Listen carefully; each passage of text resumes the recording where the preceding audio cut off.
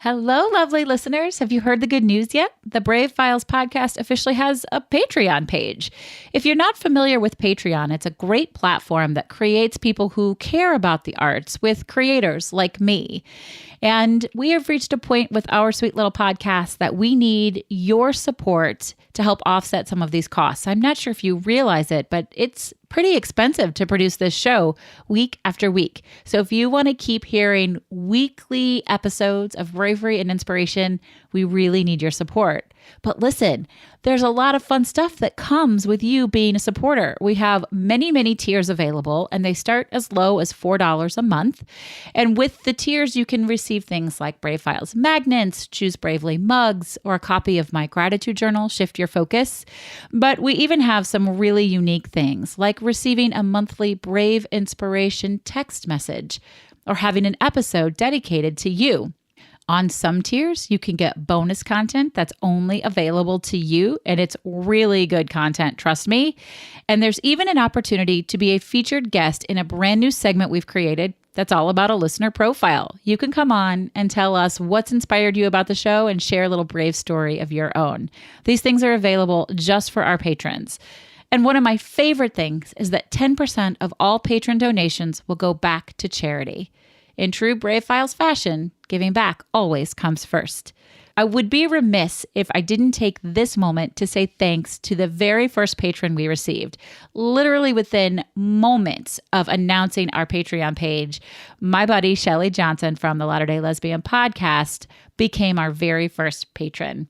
You all may remember Shelly from episode 56 of our own show. It's called Life on My Own Terms. If you haven't listened, you are going to love it. The episode is fantastically funny and extremely interesting. So Shelly, thank you from the bottom of my heart for being our very first patron. Friends, if you love the Brave Files podcast, we need your support. And it's my hope that this is a fun and easy way to do that. We have so many ways to connect. Very excited about all the fun rewards for the different Patreon tiers. So please head over right now to patreon.com/bravefiles. That's patreon.com/bravefiles. Show us some love. With your help, we can continue to inspire others to choose bravely each and every day. Empathy, persistence, perseverance. You are listening to The Brave Files, real stories from people living courageously. You can listen to the show anywhere you enjoy podcasts, and we'd love for you to subscribe, rate, and give a review on Apple Podcasts. It really does make a difference, and we appreciate it. Now here's your host, Heather Vickery. Hey everybody, this is Heather Vickery. Welcome to this episode of The Brave Files. So, did you know that 1 in 5 American adults experience mental illness, and that nearly 1 in 25 live with a serious mental illness? Over the course of the last decade, there have been significant changes in how we talk about and understand mental health. However, there's still a stigma to it that's dangerous, and quite frankly, it's unfair to those who experience mental illness. Mental illness can affect anyone, and it can look or feel different from person to person. It stands to reason, then, that treatment for mental illness also varies a great deal. Today, I welcome Shayna Norwood to the show. She's here to share her story of accepting and understanding her mental illness, learning to rebuild her life, and how she copes on a daily basis. Shayna, welcome to the show. Thanks so much for having me. Okay, so I would love to, we're going to learn all about you in this episode, but I would love to ask you, well, first of all, I never asked this question, but how old are you? 39. Okay, you're a baby. I ask that because what I'm trying to get an understanding for the listeners and for me about the length of time you've been dealing with this. And also, I think it's important to think about how the conversation around mental health has shifted in the course, certainly of our lifetime in the last maybe decade. When did you first begin to experience mental health issues of any kind? Probably when I was in high school, like 14 or 15, I would say I had my first existential crisis in that I really started questioning, why are we here? Why are we alive? Is there a point to anything? And kind of the conclusion I came to was that there is no point. We're all going to die. Why are we, what are we doing? And that kind of led to my first suicidal thoughts, not in a very serious way, but just kind of the inklings of those coming in. And I would say I was probably like 14 or 15 years old when I started having those tendencies. As I was doing my research for this interview, 14 sort of seems to be the age. Now, this is not to say that children can't and don't experience mental health issues. They certainly do. And I have some stats on that as well that we can throw up on the show notes. But from an adult perspective, 14 seems to sort of be the number where kids start to have adult-like mental health feelings. So it's interesting that happened to you. Did you attempt to harm yourself at that age?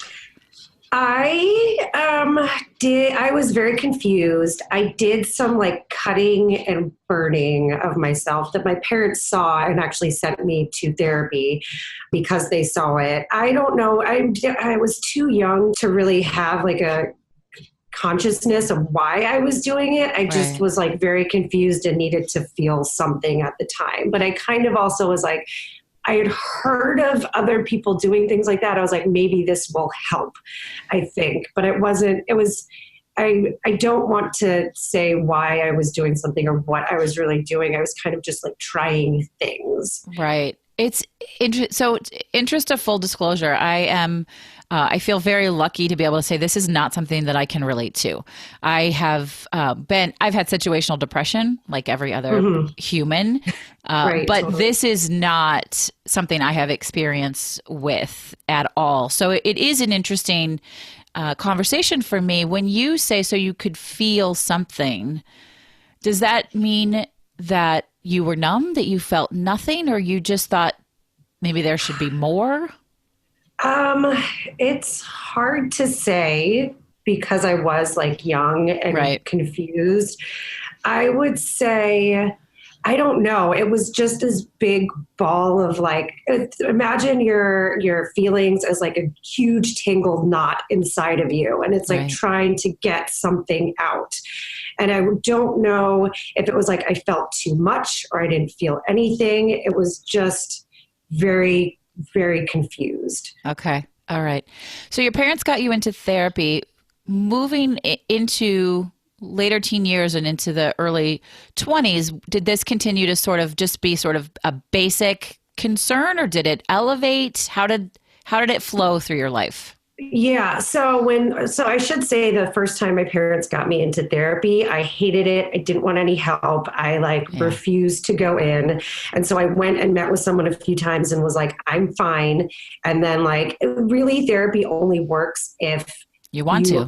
If you want to be there. Yeah. So I was very angsty and rebellious. So anyone who was, I was also very much trying to, define myself separate from my parents. So I think I just, was like, this isn't working for me. So that being said, moving on to when I was in I think it was late teens, early 20s, I was definitely in college. I had another episode where I forget exactly what spurred it on, but I had I couldn't handle school and the pressure of, being an adult. And I ended up having to be taken out of college for a semester just so I could get my feet back on the ground. It basically ended up, I was up all night, writing in my journal. Cause again, I had that kind of balled up, angst. Angst and depression and just feeling that I couldn't deal with. And I was up all night writing in my journal. I was like, I need help. And then it ended with a hysterical 2-hour crying session where my roommates rushed me to her psychiatrist and I got medicated and they took me out of school. So that was the second time I had to deal with something like that. And there had been a slight break between those two episodes, I would say. Okay, interesting. So with that second break, it was different. You felt like you couldn't handle it on your own. You didn't think you were fine. It was time to change something. Exactly. Yes. Yeah. Did that work? Did that take you where you needed to go? So no, I mean, it worked temporarily. I mean, this is a process, right? And if you actually have a disease, it stands to reason that it's going to ebb and flow, that it may get better and come back. Or I mean, again, I have no personal experiences with this, but I would think that certain treatment plans eventually may need to be shifted. In fact, I remember hearing some other folks say, well, your medicine doesn't work forever because your body gets used to it. You have to try other things. So that sounds, totally normal to me. Yeah. Well, and also what happened was I was so young when I was put on medication, and the person I went to go see had no history of seeing me. And he only saw me this like morning after I'd been like up all night and like hysterically crying for like 3 hours. When I say like hysterical, like couldn't stop, hysterical for like 3 hours. So my roommates couldn't do anything. So he saw me in that state. So he over medicated me. And what happened was I had a really bad experience with medication. I was sleeping 14 hours a night. I gained 50 pounds. What did work for me was that I was taken out of school and given some time to rest. And that really is one of the key things that I feel like has helped me in dealing with anxiety overall. Absolutely. Because you have trigger points. And so if you can take away some of those triggers, then you can give yourself some time and mental space to heal. So that was beneficial. At the same time, but like I said, I was mismedicated, and that was not working for me, but I was also too young to really know what was normal and what wasn't. So I just kind of went along with it at the time. So what were your symptoms of being mismedicated and improperly treated? Well, like I said, I slept 14 hours a night, like 12 to 14 hours a night. Okay. Yeah, I gained weight. I couldn't wake up. I mean, ultimately, it kind of like, it did help level me out, but it wasn't a long-term solution. I didn't feel like I was back to normal. I felt like I was like a functional, different person, kind of. So it helped me get functional again, but it didn't help in that it didn't help me feel like myself. Right. And you didn't have a proper medical professional getting to know you and understanding your history and treating you. Yeah. In that and also way. Ultimately I didn't know who myself was well enough too, because I was only like 19 or 20. So I couldn't. Nobody does at that age. Yeah, exactly. But I couldn't be like, this isn't me. This isn't working. I was just like, okay. So how did that shift? I went off of medication eventually. I think I forgot to renew it. And then things were okay. I wasn't in a triggering situation. Okay. I wasn't in school. I just wasn't having a bad time. And so I just stayed off of it. And that was fine for me for a few years again. So there wasn't any like big thing that happened. It just kind of like I stopped taking it. I was like, I'm okay now. And I thought I was at that point, I've done this twice. I feel like I'm good for now. Like this is it. It's all in my past. Okay. Which was not the case. Right. So tell us then about your next bout with this.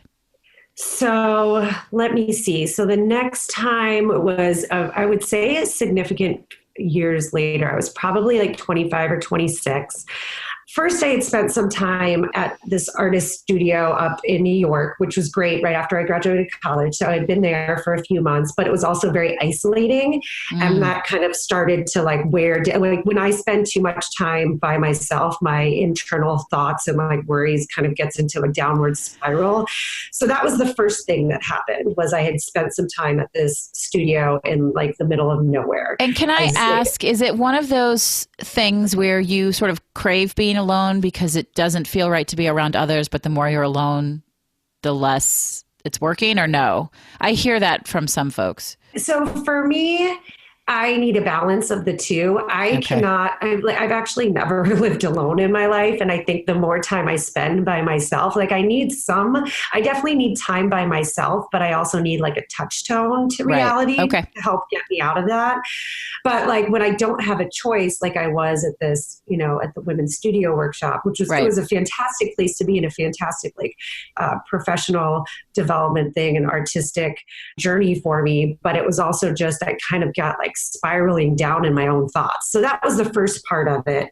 I then moved, I had no money and I moved into my parents' house, and I love my mother and we have a good relationship, but she is also a trigger for me when we live in the same place. Interesting. So us living under the same roof together, on top of me having been isolated for whatever, 6 months before that, I just went, crashed down again. I was like randomly hysterically crying as I was going on walks. I was having these huge mood swings. I couldn't control my emotions. And again, I started going back into therapy at that point, but I would go into therapy and the therapist would like ask me one question. I would spend the whole session just hysterically crying. And we did this, I want to say, for, 5 or 6 weeks. And finally she was like, I don't think I can help you. This is not something you can talk out. So then she sent me to a psychiatrist who can then prescribe medication. Yeah. Yeah. So the end of this story is, though, that I ended up moving out of my mother's house like a week or two after that, and everything was fine. And I stopped having the mood swings. I stopped hysterically crying, was never put on medication. I just removed myself from the triggering situation, and everything evened out almost immediately. I was around friends again. I went back to San Francisco. Yeah, I think that for a lot of people, knowing your triggers, knowing what makes you feel good and making those choices is often enough to fix the problem. It's not always enough to fix the problem. And then what I'm hearing you say, and I think what I've heard from people that I've talked to, in other situations, is that may change as well. That sometimes you can control it.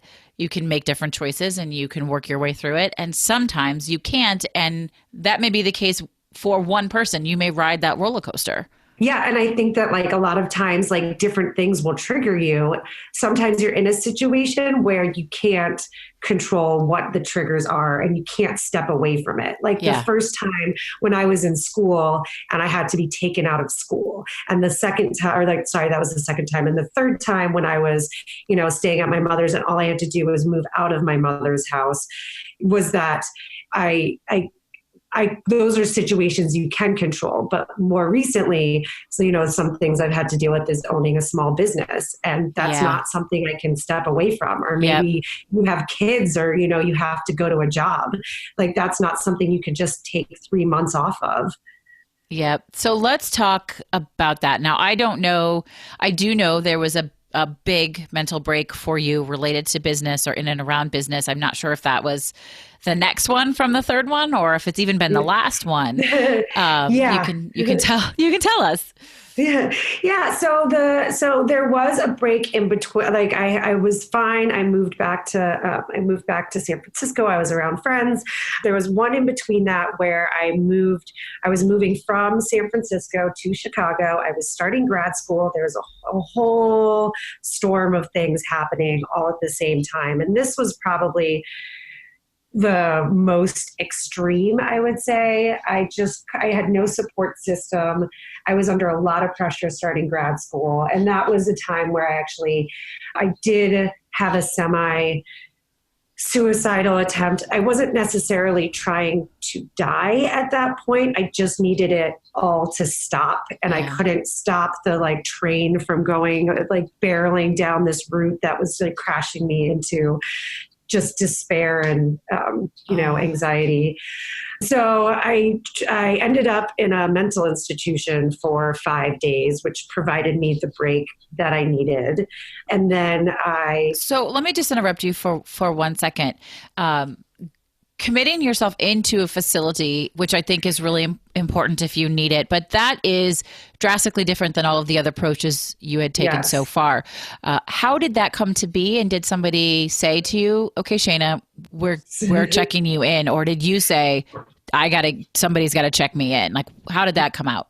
Yeah, that's a great question. I did not to voluntarily go in. I went to a school counselor after kind of like, not knowing what to do.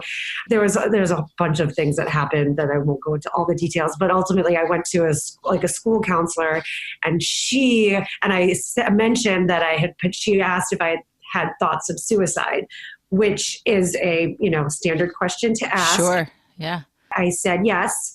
And because of that, then she basically had to call in a bunch of call-in security and the cops, and basically dragged me kicking and screaming onto the ambulance to be checked in to a mental institution. Ultimately, she apologized later for having it be a big scene, because I felt like I was saying those things in confidence. And it didn't need to go to the extreme that it did. But legally, she was required to. Right. Yeah. But she had no history of it too. I mean, Gotcha. To me, I guess it's a interesting, dynamic there, because I feel like sometimes you can have thoughts without it actually being serious attempts, or you can have I didn't feel like I was a threat to myself at that point. I felt like I needed to talk, but she didn't know me well enough to know.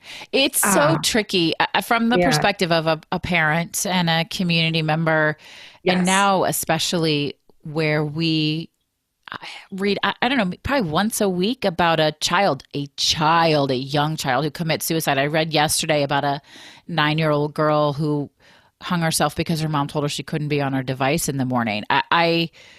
It's so hard to know when it's okay and when it's not okay. And of course, that doesn't negate your feeling like she was out of control or that wasn't how you wanted to handle it. But it is not an easy road to navigate for anybody involved. Totally.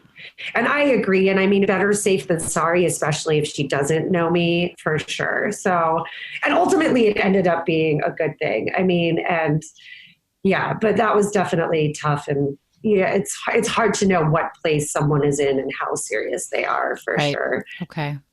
So how was that? How was being committed? So that was actually great. It was a blessing in disguise. And not that being there was great. Being there was very challenging, and it was not a walk in the park at all. And I felt like I was around very, very, very sick people, and I was not as sick as anyone else. But it was definitely a chance for me to have someone take care of my meals, have someone wake me up in the morning, have my days scheduled all day, and not have really any of the responsibility and weight that I had been carrying with me that, had driven me to get to the point where I was, that confused. It definitely gave me a chance to take a mental break. And I'm wondering, so I do a lot of work as a coach with people let's gain some perspective here. I'm wondering if seeing the people who are a lot more sick than you, if it had the effect of giving you perspective, oh, thank goodness I'm not that sick. Or did it really piss you off? I can't effing believe I'm in here with these really sick people when I'm not sick.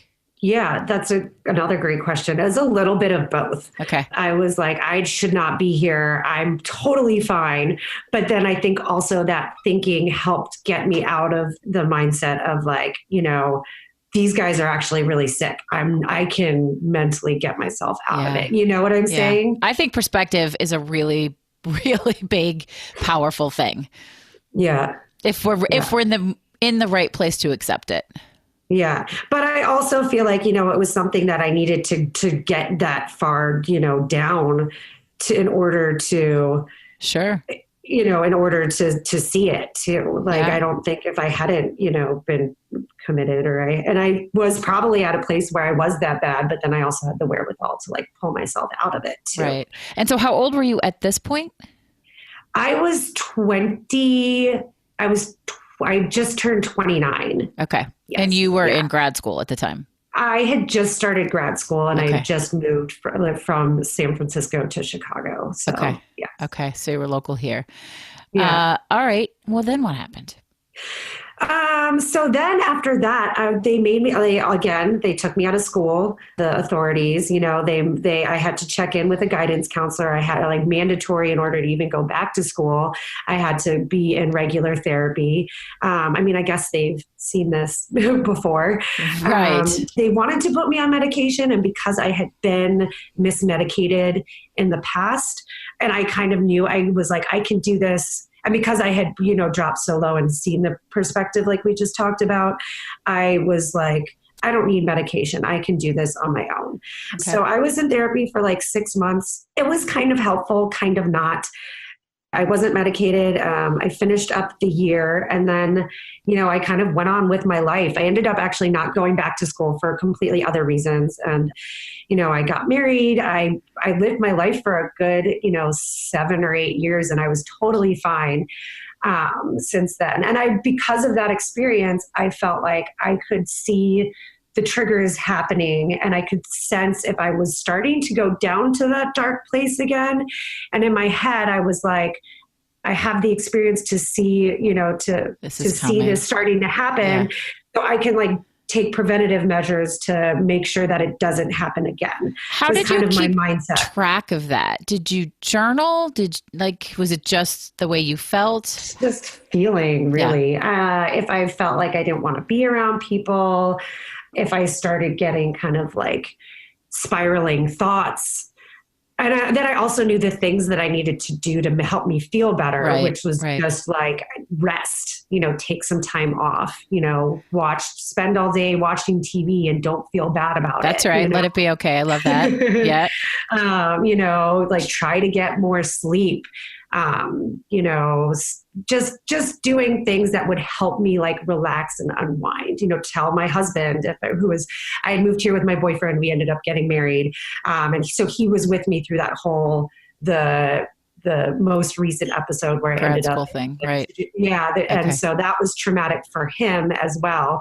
And so just letting him know that I'm feeling a certain way and he could, take steps to be like, I just need you to be supportive right now. And he can be like, okay, like, I know you're going through a hard time, and letting him know those things also. Sure. Communication is pretty impressive and pretty important in that scenario because it's difficult.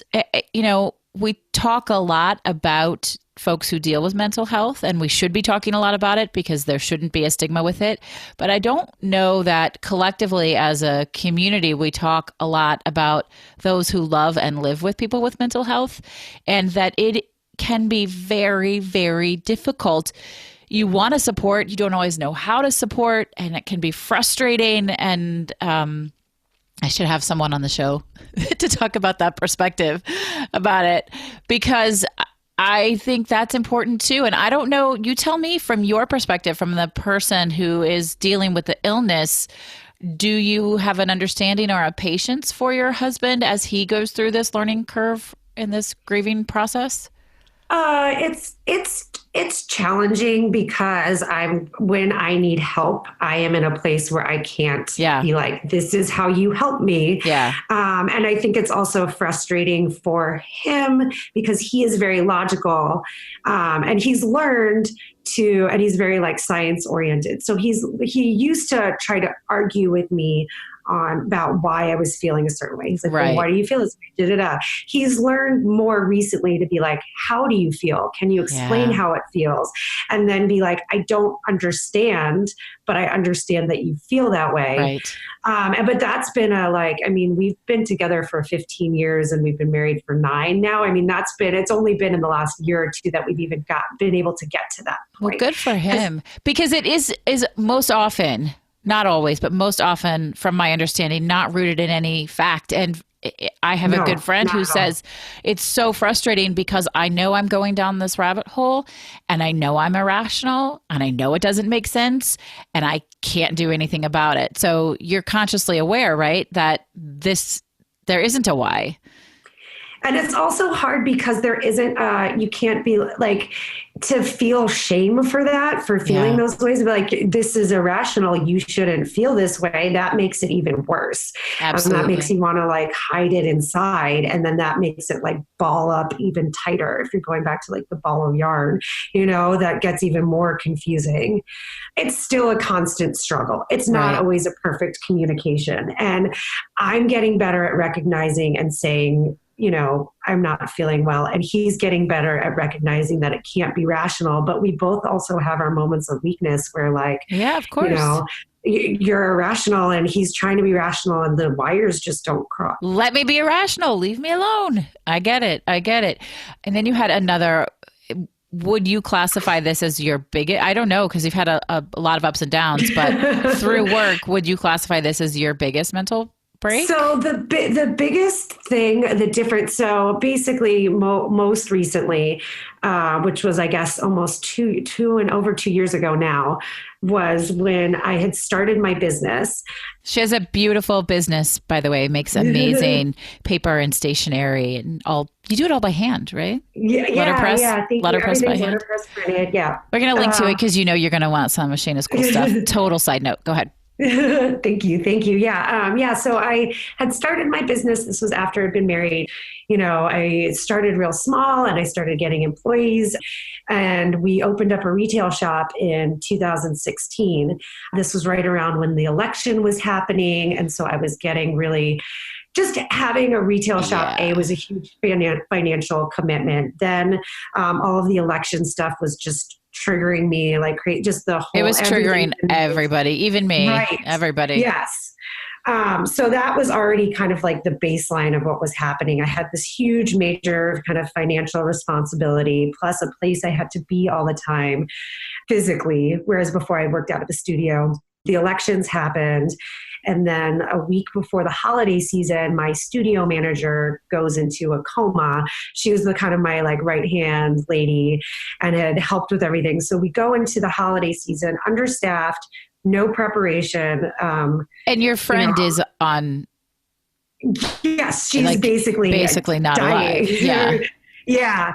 She was in the ICU she was in a coma for a week, an inpatient for another month or two, and then outpatient for 2 months after that. I was emotionally couldn't handle anything, but I still had to go to work and do her job and my job, right, and work 16 hours a day, and just was completely unprepared for like the whole month of December. I think I worked 7 days a week, 16 hours a day with all of this, storm of everything else going on. So it was just, that if there's ever a breaking point for anybody, even if you don't struggle with anything, like that's the point where it happens. After December happened, we kind of like the dust starts to kind of like settle. The holiday season in the retail shop slows down a little bit. We're like a gift shop during December. Uh-huh. She, comes out of a coma, I talk to her on the phone. She's alive. Everything's fine. That's wonderful news. Yes. It's totally fantastic. I still was having these like anxiety attacks, and it was to the point where I was, just hysterically crying on my bathroom floor for no reason and calling in sick to work because I couldn't, I was just the residue from everything that had happened. And yet I still had to go into work. So I would say it was like debilitating anxiety and just left over from everything. And I couldn't take the time off that I needed. I had a job, I had a storefront. I was understaffed at the time. And that was when I was like, I can't take a break from this. Everything that has worked for me in the past, taking time off school, moving out of my parents' house, taking more time off of school, like going into a, mental institution for 5 days, like all of the, none of those were options for me. Yeah. And so I went to a psychiatrist and was like, as soon as I could, I was like, I'm going to wait another few weeks to see if if I can get back to normal. And it just didn't. And so this time when I went to go see a psychiatrist, I kind of knew my history a lot better and knew that I had been like over, mismedicated and in and out of, certain situations. And so, so he prescribed me with a medication I was actually able to just feel like myself again. And not only feel like myself, but feel like I should have felt my whole life. That's amazing. Yeah. Like all of a sudden you knew who you were. Right. And for all the times that I said I was okay from like ages, when I started this journey, like ages 14 to age, 36, 37, when all of this started happening, all of the times that I said like I was okay and I could function and blah, blah, blah, I actually wasn't really like functioning to my fullest capacity. Yes. Yeah. I would still have little triggers that would like set me off, and I would still have like mini anxiety panics, but I could just like, take some deep breaths and get by it. Yeah. But the medication was total life changing. It just like leveled me out. I would still have little pangs of anxiety. I still have them, but they'll go away in like 15 minutes or 30 minutes instead of lasting a whole afternoon, and I don't feel like it's a constant battle with, my subconscious and my anxiety levels to try and keep it level. It's just kind of like automatically sets back to a level period. That's wonderful to hear. I'm so happy for you that this is working the way that it should be working, that you're able to finally live this what's normal, but semi-normal life where you feel like you have control again. Yeah. Yeah. So it was a total game changer for me. And I feel like part of the struggle that I went through for all of the years before that was not really not knowing myself very well, not being able to like understand my anxiety, not really being able to talk about it with people as, openly as I should. And then not wanting to be on medication, like feeling like medication was like cheating. And from my experience, and this is why I wanted to come on this podcast too, is that it isn't, there are ways to get around it, but it isn't, you shouldn't, if you need it, then you shouldn't think of it as cheating. That's right. It's there for a reason. Yes. Yes. And just like kind of coming to terms with that, like maybe I'm someone who needs medication and maybe that's okay. And maybe it helps me be just a better person in general is and okay. Maybe that's something you're going to need for the rest of your life. Maybe not, right. But maybe it is. And learning to be okay with that. Yeah. And that's okay. And I've fully come to terms with it. And I even have struggled to have this conversation with some of my friends where I feel like you shouldn't need medication. I just am like, I am totally fine with needing it and it's what I need and I'm okay with it. And that's how my brain chemistry is. And there shouldn't be a stigma around it at all. Absolutely not. I completely agree with you. Do you still see a therapist? I do not. So I have found that I am very level-headed and very positive and have another story. My mom is a therapist. So I grew up always asking. That explains so much, doesn't it? Yeah.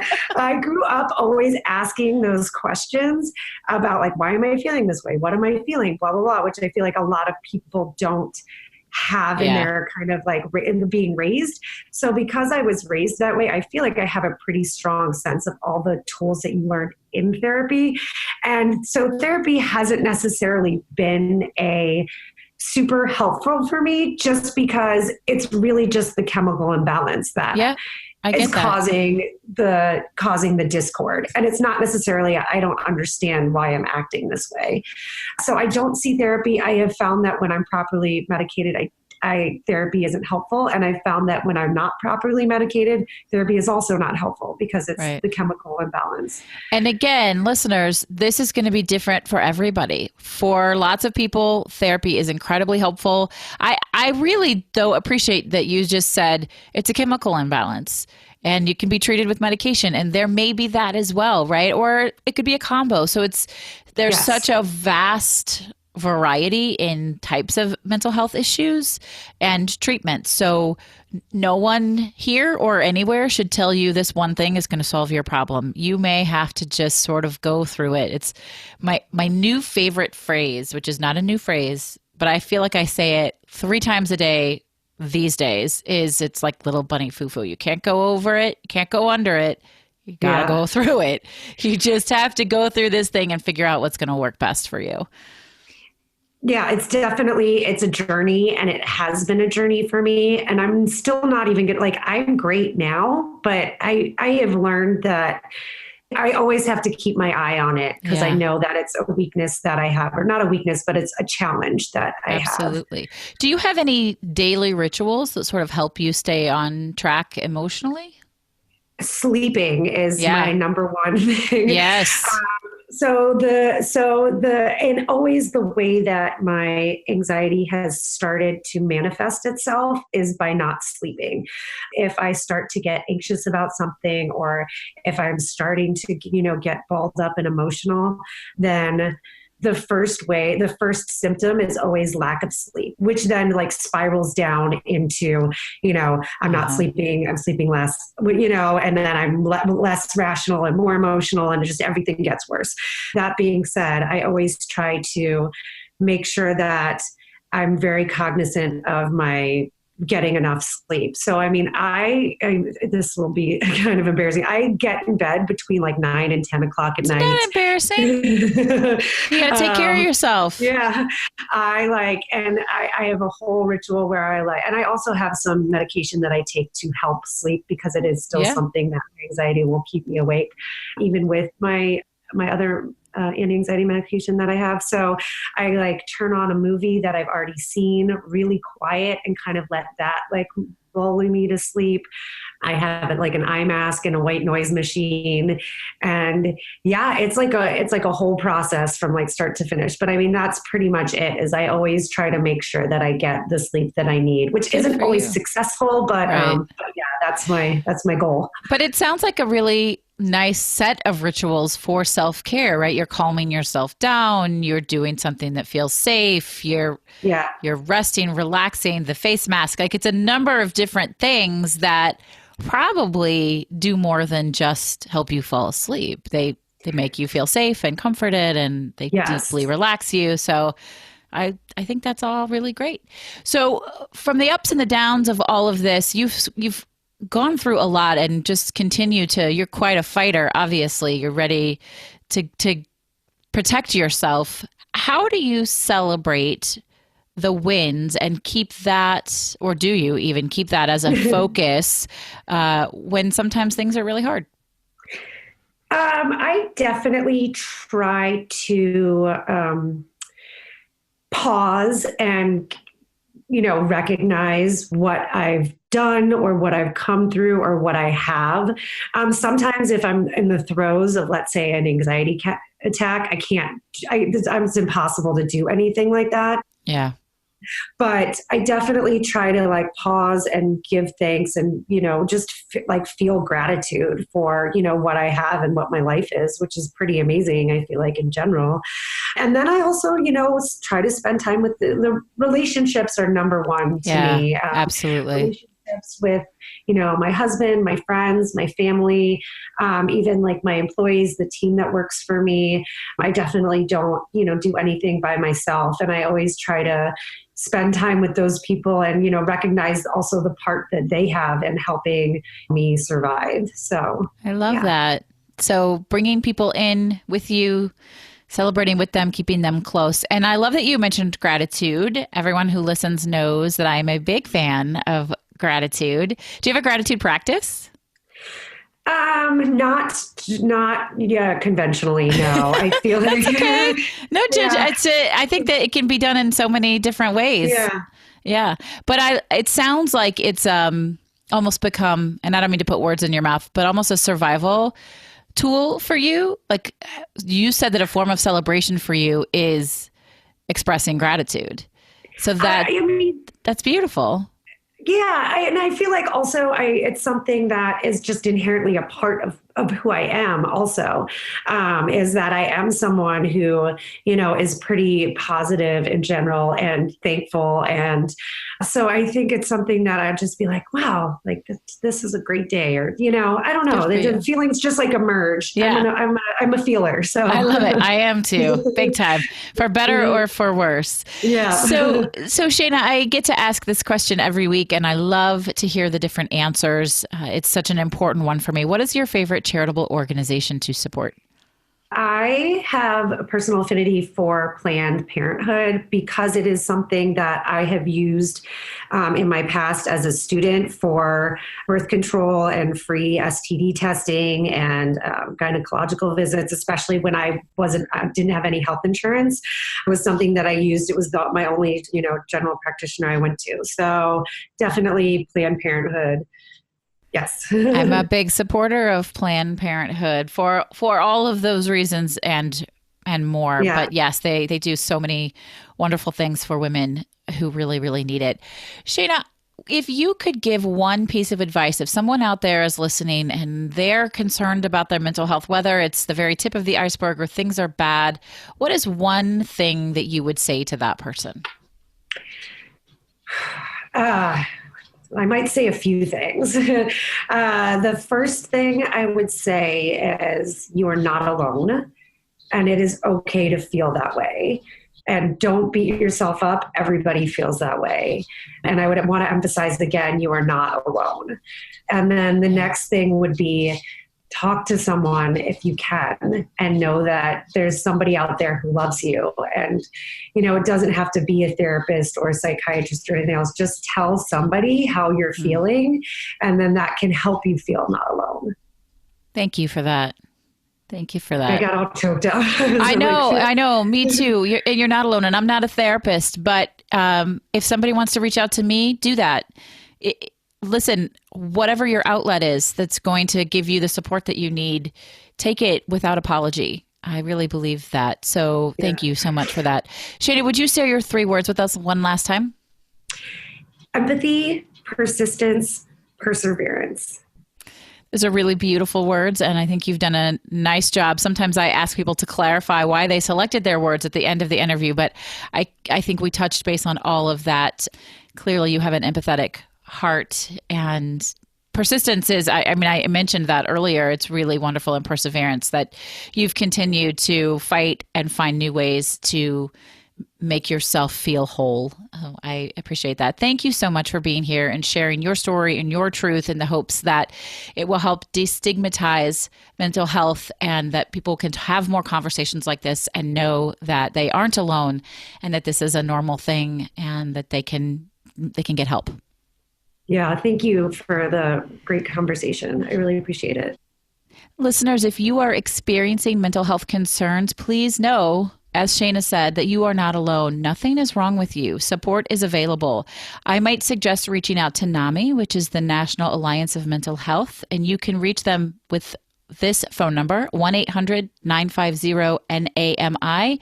Or if you are in crisis and unable to get to a hospital, you can text NAMI to 741741. Again, that text number is 741741. Thank you all for being here with us today. Remember that these are important conversations to have. Be there, support your loved ones if you are experiencing mental health concerns or if you're supporting somebody else who is experiencing them.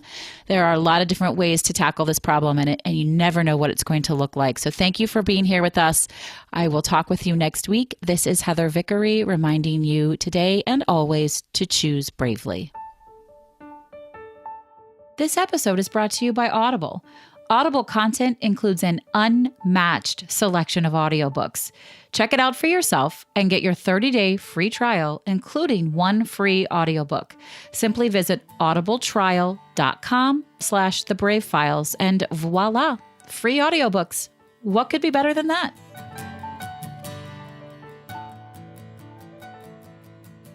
Thank you for listening to The Brave Files. Be sure to visit thebravefilespodcast.com to access the show notes and discover fantastic bonus content. Music composed and produced by Matt Lewis of Union Music, LLC.